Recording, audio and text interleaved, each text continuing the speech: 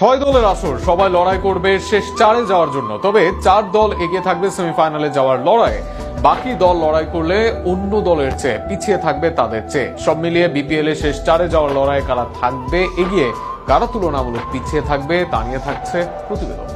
BPL শুরু হয়নি এখনো, তবে আমেজ ছড়িয়ে আছে চারদিকে। সব থেকে বেশি উত্তেজনা বিপিএল এর দল গঠনে। বিদেশি খেলোয়াড় উন্মুক্ত থাকায় বিপিএল এ দলগুলোর প্রতিনিয়ত দেখাচ্ছে চমক, আর সেখানে সব দলই এগিয়ে যাচ্ছে একে অন্যের চেয়ে।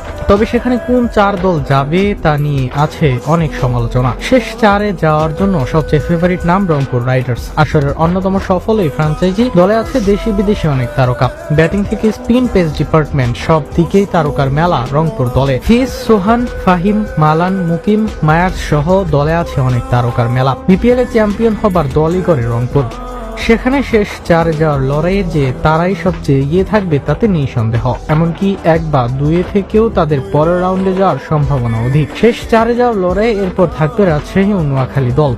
নতুন আসরে দল হিসেবে নোয়াখালী দেখাচ্ছে একের পর এক চমক। দেশি সৌম্য, হাসান, জাকিরদের সাথে বিদেশি কুশাল, জনসন, হাসনাউল্লাহরা আছেন। এর সাথে নবী, জাহির খানের মতো স্পিনার আছে দলে।